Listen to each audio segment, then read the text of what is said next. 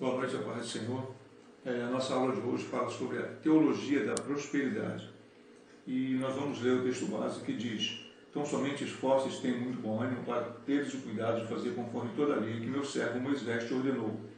Dela não te desvies, nem para a direita nem para a esquerda, para que prudentemente te conduzas por onde quer que andares. A nossa leitura em classe se encontra em Salmos 128, 1 e 2 e Mateus 6, 19 e 21. Bem-aventurado aquele que teme ao Senhor e anda nos seus caminhos, pois comerás o trabalho das suas mãos e serás feliz e próspero. Não junteis tesouros na terra, onde as traças da ferrugem consomem e os ladrões minam e roubam, mas ajuntai tesouros no céu, onde nem a traça nem a ferrugem consomem e onde ladrões não minam nem roubam. Vivemos hoje, nos dias atuais, momentos em que as pessoas tendem a escolher ou serem ricos, prósperos, ou serem cristãos e serem pobres. Por quê? Porque hoje tem dois tipos de evangelho, tem dois tipos de teologia. Aquela teologia que mostra Jesus Cristo como o Filho de Deus, que não tinha onde reclinar a cabeça, e tem aquela teologia que ensina que por ser filho de Jesus Cristo, ser filho de Deus, dono do ouro e da prata, temos o direito e a obrigação de ser prósperos, de ter comércio, de ter indústria, de ser abençoado, e se você não é porque você não está de acordo com a vontade de Deus. Então, a nossa aula hoje fala sobre isso. Qual é a teologia que está correta? A princípio, teologia é o estudo de Deus. Theo, palavra que vem do grego, theo significa Deus, e logia é estudo. Ou seja, se nós estivéssemos estudando realmente teologia da prosperidade, no sentido da palavra, estaríamos procurando saber quem é o Deus da prosperidade.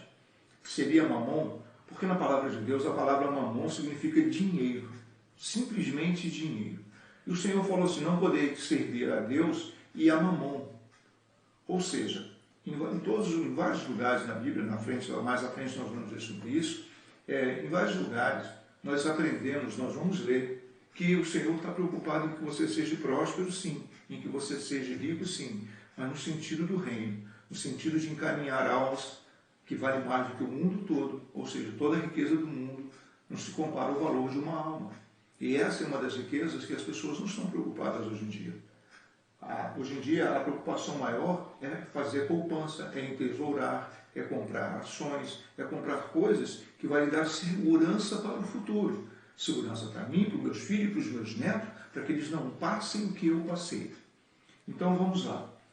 Não ajunteis tesouro na terra, ou seja, fala mais de um tesouro. Ou seja, você pode ter vários tipos de bens, vários tipos de imóveis e ser dependente disso, e viver em prol de acumular mais e mais e mais tesouros, tanto de forma lícita quanto de forma ilícita. Não fala qual tipo de procedimento que você vai usar para poder fazer esse tesouro, para você angariar esses fundos e ter um tesouro lá na frente, onde toda a sua família, todos os seus descendentes vivam regaladamente, sem nenhum tipo de trabalho, até mesmo na ociosidade, se for o caso. Mas também, em contrapartida, fala que é para a gente ajuntar tesouro no céu. E como a gente pode ajuntar tesouro num lugar onde a rua é de ouro, mar de cristal, portas de ferro? Parece incoerência, mas não é. Por quê? Porque se gasta muito tempo para se juntar um tesouro. Não se junta um tesouro de um dia para o outro. São ações, são atitudes, são pensamentos, são compartilhamentos que faz com que você acumule pontos de coisas boas, de coisas que têm valor diante do Senhor, para que esse tesouro fique registrado no seu nome.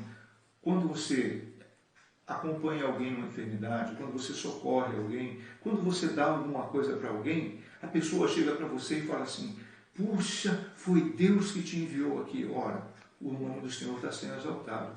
Olha, só Deus mesmo para te enviar aqui e mandar isso por você. É justamente o que eu estava precisando.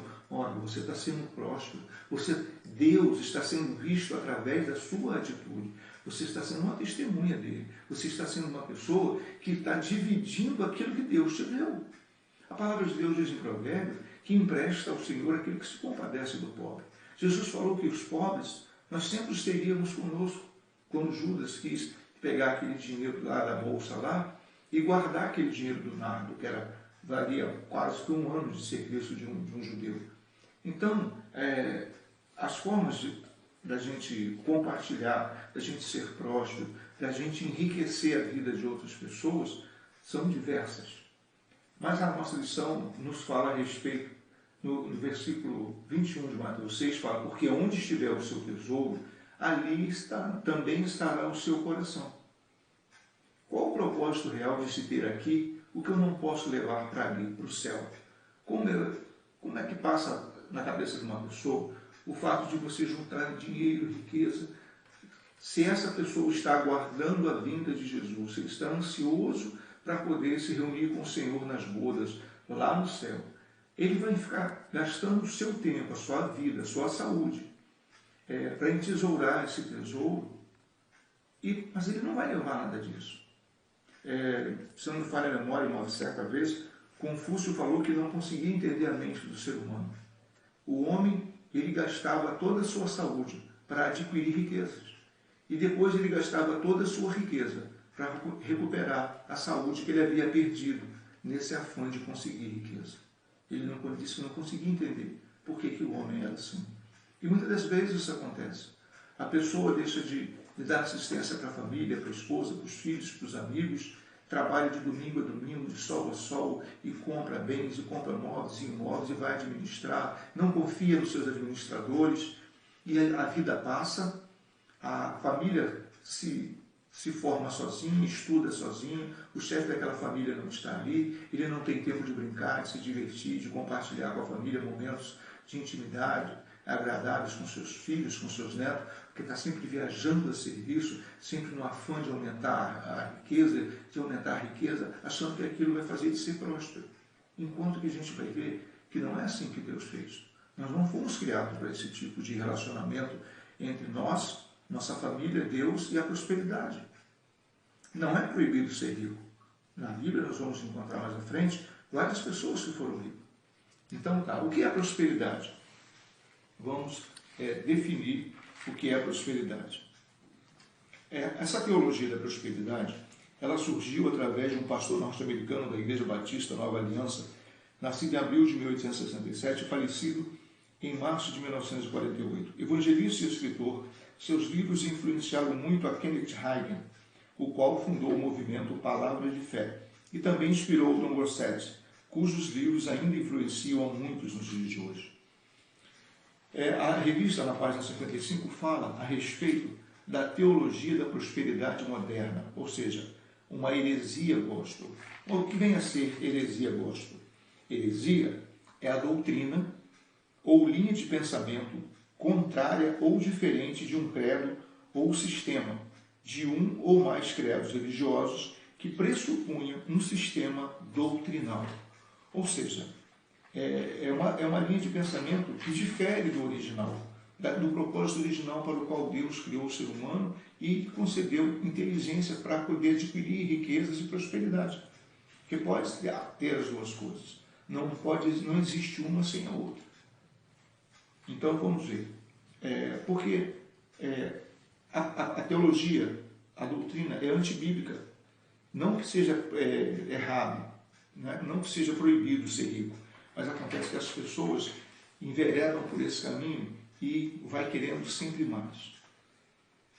Mas esses falsos mestres um dia vão, se não se arrependerem, irão prestar contas, né, pelas ovelhas que se dispersaram do rebanho por causa do engano. Então, nós vemos a respeito de onde surgiu e vamos agora falar a respeito da palavra prosperidade. Porque toda vez que a pessoa fala próspero, ou pelo significado normal da palavra prosperidade, ela tem o significado humano e tem o significado espiritual. Algumas palavras que podem também ser utilizadas junto com a palavra prosperidade ou no lugar da palavra prosperidade. Progredir, enriquecer, melhorar, favorecer, aumentar. Agora, qual a diferença entre ser rico e ser próspero? Vamos olhar primeiro do lado humano. Empresas que dão cursos de administração de empresa, eles criam alguns textos a respeito, e eu encontrei um que fala a respeito da seguinte forma: se buscar a riqueza, prefira a prosperidade para ser feliz. Muitas pessoas pensam que prosperidade significa riqueza. A diferença entre riqueza e prosperidade é que uma é detentora e a outra é geradora. A riqueza é algo que você tem, conquistou, ganhou ou herdou. A riqueza por si só não é geradora. Você pode ser rico, mas não ser próspero. O inverso já não é verdadeiro. A prosperidade é algo que você gera. Sendo rico e utilizando a riqueza para gerar mais riqueza, aí sim você se torna próspero. E por que então se tornar próspero? Ser rico não é o suficiente? Ser rico é como ter um lago de água parada. Cedo ou tarde, o lago morre. Não existe prazer em água parada, existem doenças e parasitas. Ser próspero é como ter um lago com uma cachoeira abundante e um rio onde existem peixes, e é possível pescar, além de usufruir da fluidez do rio, da força da cachoeira e da calmaria do lago, e ainda poder compartilhar tudo isso com outras pessoas. Só é possível ser próspero se você gerar riqueza por meio da contribuição ou doação da geração de empregos ou do empreendedorismo, entre outras formas. Pessoas bem-sucedidas conhecem esta fórmula, portanto não desejam ser ricas, mas sim prósperas. Entendemos que o universo é abundante, que o dinheiro está disponível, basta ter um propósito para que você tenha acesso a ele. Prosperidade total não é apenas prosperidade financeira. Ela engloba bem-estar, saúde, vitalidade, energia e disposição. Bem viver, independência financeira, qualidade de vida, desenvolvimento e realização pessoal e profissional. E bem querer, família, amigos, contribuição com a sociedade. Todos nós já sabemos que riqueza e dinheiro são apenas meios para fins mais nobres para os seus valores mais profundos, a fim de que você alcance a tal felicidade. Então vamos entender um pouquinho mais ouvindo algumas frases de pessoas famosas, sábios. Prosperidade não consiste em ter, mas em ser. A sabedoria é um adorno na prosperidade e um refúgio na adversidade. Quem falou isso foi Aristóteles. Prosperidade é um modo de viver e pensar, e não apenas dinheiro ou coisas. Pobreza é um modo de viver e pensar, e não somente a falta de dinheiro ou coisas. Prefiro o inferno com Cristo do que um céu de prosperidade sem Cristo. Não se esquecendo que hoje você não é, você está, porque você é temporal. Então não adianta você acumular dinheiro se você é finito. Aquele que é o eterno. Esse sim, ele tem riquezas que não terminam. Ele pode dar a você, além da riqueza, ele pode fazer você próspero. Em tudo aquilo que você colocar a mão para fazer, ele abençoa você e você prospera. E eu encontrei, estudando a palavra prosperidade, muitos outros significados. E eu vou repassar alguns deles para que você, mais tarde, se quiser, possa conferir na sua Bíblia a respeito da palavra prosperidade, como é que ela tem um outro sentido além daquele que a maioria conhece como dinheiro. Em Gênesis 39, 23 fala empurrava, uma raiz primitiva que significa que era empurrado. Em Deuteronômio 28, 29, ela significa seguir adiante, ir à frente, continuar. Em Deuteronômio 29, 9, ela fala a respeito da destruição do mal, que vem da obediência ao Senhor. Em Juízes 1:8, ela significa conhecer para prosseguir, acertando, estando no caminho. Em Juízes 18:5, ela significa sucesso em ação de conquista, curso de vida, modo de ação, jornada. Em 2 Samuel 23:5, ela pode ser entendida como um concerto, uma promessa feita entre Deus e o homem, uma aliança, um pacto, um acordo. Deus nunca rompeu os seus concertos. Em 1 Reis 2:3, ela significa prudência, agir de modo prudente, com discernimento, com sabedoria, com cautela, com entendimento, através da observância ao Senhor. No Salmo 106, verso 5, ela significa progresso de conduta. Ou seja, após o arrependimento e confissão desse pecado, é a demonstração desse arrependimento, você tem um progresso na sua conduta, que faz você ser próspero. Prosperar significa adiantar-se, ocasionar crescimento, melhoria, progredir, melhorar de condição, crescer, desenvolver-se, florescer, aperfeiçoar. Aí você talvez se pergunte, então não é proibido para o crente ser rico, é proibido para o crente ser próspero, ele buscar riqueza, buscar prosperidade, é proibido o crente ter fortuna, ter bens móveis e imóveis em várias cidades ou países? Não, não é. Não é proibido. Entendeu? Acontece que no Velho Testamento a prosperidade e a riqueza vinha através da obediência. Nós vemos as pessoas no Antigo Testamento que acumularam riquezas, que acumularam bens, que fizeram fortuna, que ganharam terras e ouro e prata. Todo o seu comportamento estava pautado na obediência, ou seja, a Deus de forma direta, ou através da lei de Moisés, ou através dos seus líderes espirituais, mas havia uma obediência a Deus. E em troca por essa obediência, o Senhor permitia que ele prosperasse. Naquela época, qual era a prosperidade? Era possuir bens. Só que através desses bens, essas pessoas socorriam outros reis, socorria povos, socorria outras pessoas. A prosperidade, ela visa a distribuição de lucros. A prosperidade verdadeira, ela não guarda para si. O tesouro da prosperidade chama de dispersão. O tesouro da prosperidade significa compartilhar. O tesouro da prosperidade significa você abrir mão daquilo que você tem, porque você sabe a origem de onde veio. Costumo-se dizer no dia a dia que nós estamos sempre no lucro, porque nós nascemos nu, banguelo e careca. Então, se você partir do princípio que quando você veio para esse mundo, o Senhor te fez perfeito e você vê que você não trouxe nada desse mundo e não vai levar nada, então o que você tem a fazer é compartilhar, porque você não sabe o dia que você vai ser chamado. Então, no Velho Testamento nós encontramos Abraão, Isaac, Jacó, Jó. Outra coisa, todos esses homens foram ricos, foram famosos e tiveram muito dinheiro.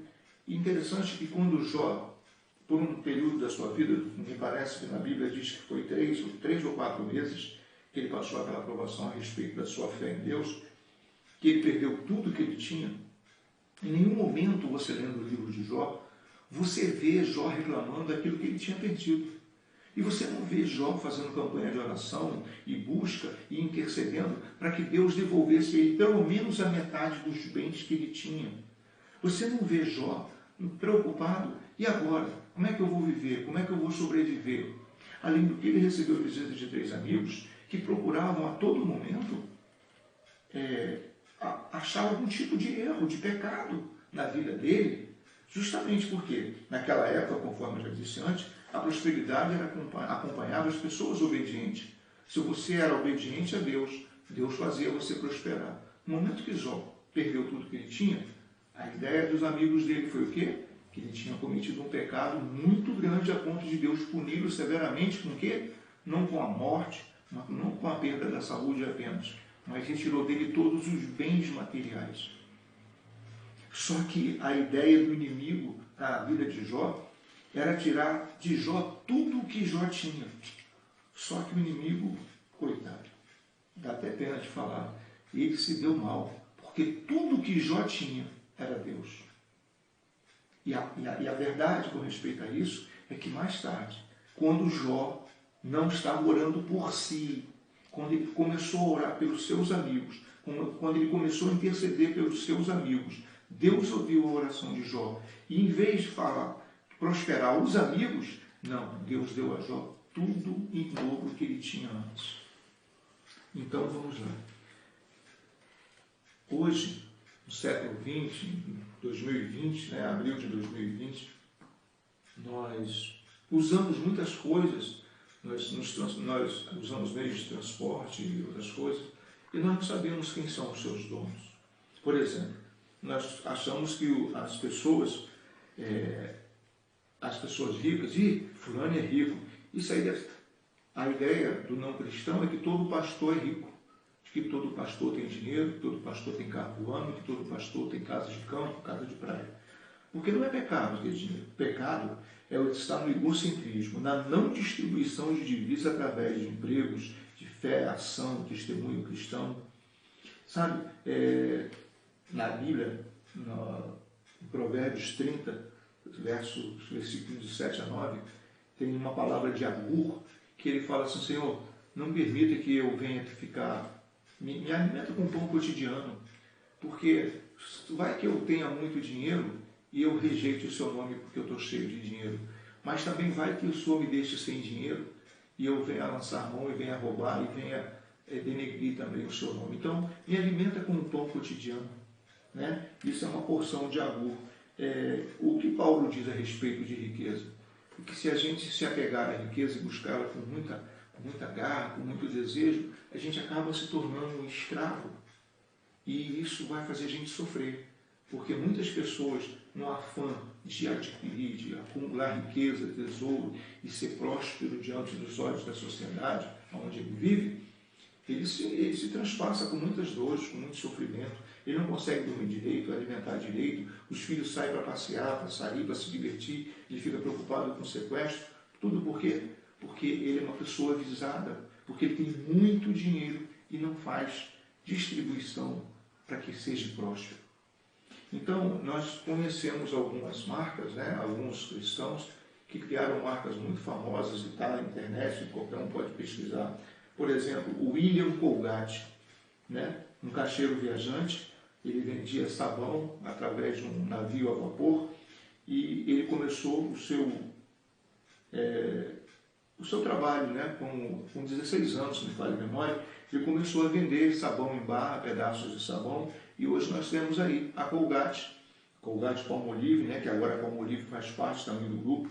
Nós conhecemos a Aveia Quaker, né? E toda a sua linha de produtos, que agora está ligado também a Pepsi, também de origem cristã e continua todos ainda cristãos. Temos a Stanley Tan, é uma firma de plástico dos Estados Unidos, US Plastic Corporation, evangeliza em mais de 42 cidades, com 1.600 homens.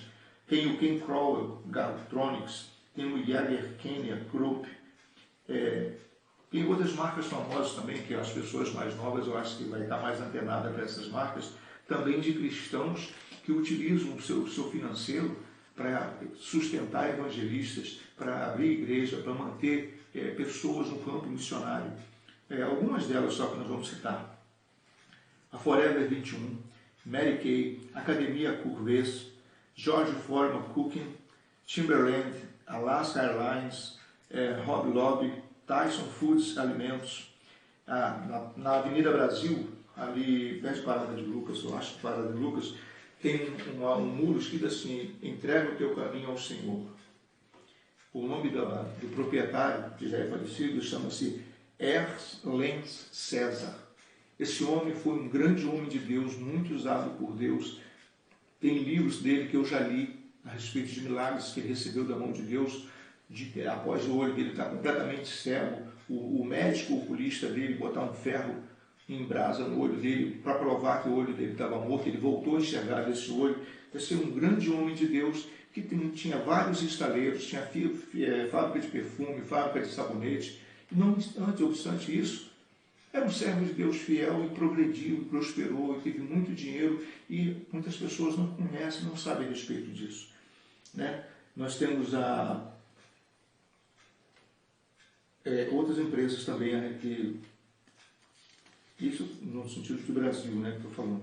Nós temos muitas pessoas em nossas igrejas, em vários lugares que nós conhecemos, que são pessoas que são fiéis ao Senhor Jesus, que são ricos, que são prósperos, que são abençoados, e o prazer deles é abençoar outras pessoas. Mas então quer dizer então que a teologia da prosperidade é errada? É errado. Então como provar isso? Bom, eu tenho algumas anotações e gostaria que você prestasse atenção em alguns pontos que eu vou ler aqui a respeito do porquê dessa heresia. Por que eu chamo de heresia? Porque, segundo a qual, o crente deve ser rico, sempre ter saúde, se não está. Se não está abençoado. Dizem que, por ser filho de Deus, temos o direito de termos o que quisermos. Vamos a algumas refutações a respeito dessas ideias. Salomão não pediu riquezas. O mendigo, Lázaro, era salvo. Não obstante, não deixou de ser mendigo, por ser cristão, por esperar em Deus. Jesus não tinha onde reclinar a cabeça, Mateus 8:20. Paulo viveu em constante pobreza. Por que Jesus pediu ao rico para desfazer-se dos seus bens? Para ele não se apoiar a sua dependência naquilo que era físico.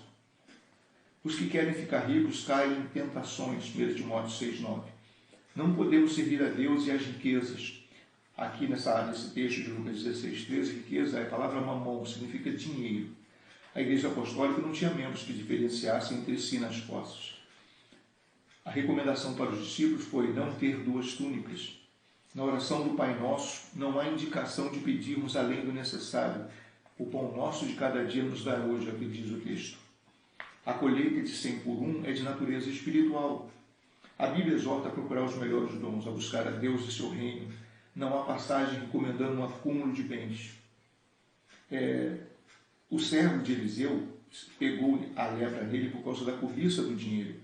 A cobiça com o pecado, com a avareza, Lucas 12:15, fala que usa o termo pleonexia, sede de possuir riqueza, é o que significa avareza, sede de possuir riqueza. Não amar as coisas do mundo significa não desejá-la. Não ajunteis tesouro na terra, Mateus 6:19. Isso eu estou falando espaçadamente. O amor à riqueza, a raiz dos males, já lemos. Transitoriedade e vaidade, Provérbios 5:10. Quem ama o dinheiro jamais terá o suficiente. Moisés abandonou sua riqueza e status para servir a Deus. A cobiça levou o povo de Israel a desobedecer e ser derrotado. Juízes, Josué 7:1-26. Deus usou Gideão, da família mais pobre de Manassés, para libertar Israel. Ganhar o mundo inteiro ou perder a sua alma? Pergunta Marcos 8:36. Qual é o objetivo do Evangelho? Prosperidade ou salvação? Então, queridos, vamos lá. Agora, para terminar, para fechar essa nossa aula, eu tenho uma pergunta para deixar para você responder para você mesmo. Durante o tempo que Jesus andou aqui na terra, ele escolheu 12 homens. Esses homens tinham família. Eles tinham pais, mães, esposa, filhos. Não tinham? Muitos deles tinham, muitos não tinham. Então, como é que nós podemos explicar essa situação? Se quando Jesus estava presente, ele não fez com que nenhum desses fossem afortunados. Olha, a Bíblia diz em Mateus 8:20 que não tinham de reclinar a cabeça. Em Atos 18:1-3 diz que Áquila, Priscila e Paulo faziam tendas e não exportavam tendas. Era para o Senhor multiplicar, não? Para eles terem mais dinheiro para poder evangelizar. Mateus 4:18 diz que Pedro e André eram pescadores. Eles tinham uma frota de pesqueiro? Não lembro. Mateus também fala que Mateus trabalhava na alfândega, ele era coletor de impostos. Ele não teria um escritóriozinho para poder ajudar a fazer o cálculo de quantas pessoas? Será que ele não poderia progredir, ou os familiares dele progrediram nesse ramo? José, padrasto de Jesus, ele trabalhava com carpintaria. Ele era um artesão, mas eles sempre foram humildes. Não fala que eles tinham filiais de carpintaria. Se fosse o nosso caso hoje, ele não seria abençoado. Por que será que esses e seus familiares não se tornaram megas empresários em suas funções ou profissões? Então, outra coisa, a palavra de Deus, no versículo que nós lemos na nossa edição de hoje, fala: porque onde estiver o seu tesouro, aí também estará o vosso coração. Se tomarmos este coração como a sede dos desejos, sentimentos, afetos, paixões, impulsos, isto é, o coração ou a mente, cabe-nos então a pergunta: aquilo que tenho adquirido, que tenho ajuntado, guardado, entesourado, é realmente o que deseja o meu coração, os meus sentimentos mais cristãos? É o que move meus afetos? Minhas paixões são influenciadas por esta prosperidade, por este tesouro?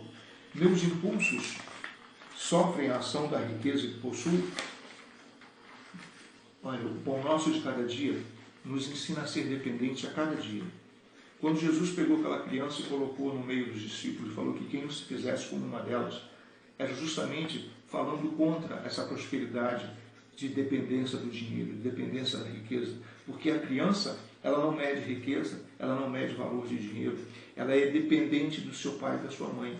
Ela é sempre dependente. Quando ela se torna adulta, que ela começa a entender o valor das coisas, ela já começa a fazer trocas de interesse pessoal. A palavra de Deus nos diz em Hebreus, capítulo 13, versículo 5, o seguinte, que a nossa dependência de Deus tem que ser, além de ser em tudo, tem que ser diariamente. Diz assim a palavra: sejam os vossos costumes sem avareza, contentando-vos com o que tendes, porque ele disse, não te deixarei, nem te desampararei. Então, meu querido, se você quer ser feliz, próspero, que você quer ser rico, compartilhe, faça doações, doe aquilo que você tem, seja dinheiro, seja conhecimento, seja abrigo, seja o que for. Distribua de forma igual. Somos irmãos uns do outro. Todas as religiões dizem que todos somos irmãos, que somos filhos de Deus. Então, por que não compartilhar com os nossos irmãos? E quem é o nosso próximo? Né? A respeito daquele que estava caído no caminho, a pergunta que Jesus fez: quem é o próximo daquele homem? Acontece, querido, eu vou te falar o que acontece. A prosperidade, ela não nos enche os olhos, nos enche os olhos por causa da independência, a independência que ela nos dá. A verdade é que nós não queremos ser dependentes. A verdade é que nós não queremos falar sim para a vontade de Jesus. Nós queremos falar sim para aquilo que nós queremos comprar, para aquilo que nós queremos adquirir, aonde nós queremos ir. Sabe? Às vezes, o casal começa pobrezinho na vida de casado. Conforme eles vão fazendo fortuna, o dinheiro vai separando eles. Por quê? Porque cada um tem uma vontade. E a gente sempre ora assim: seja feita a vossa vontade, assim na terra como no céu. Ora, se o Senhor quisesse que nós fôssemos ricos, todos ricos, o exemplo teria vindo do começo, dos seus discípulos, dos seus apóstolos. A Bíblia diz em Hebreus que eram homens de quem este mundo não era digno de ser pisado por eles. Mas a Bíblia diz como eles viveram e como eles morreram. Então, respondendo aí a pergunta do nosso debate da sala de professor, mas quem é o culpado? Eu creio que a culpa é compartilhada. O pastor tem culpa de ensinar errado, mas o membro também tem culpa de querer tudo mastigado. Tem muito crente que pode ser denominado como crente piolho. Ele vai pela cabeça dos outros, ele não vai pelo que a palavra de Deus diz. Então, conforme eu falei na classe do WhatsApp, eu vou falar para você: o pastor não proíbe você de fazer teologia. O pastor não proíbe você de ler livros com respeito à graça e à misericórdia do Senhor. O pastor não proíbe você de ler livros, por exemplo, Deus é o dono do meu negócio. Se você ler esse livro, você vai ter uma outra visão a respeito de prosperidade.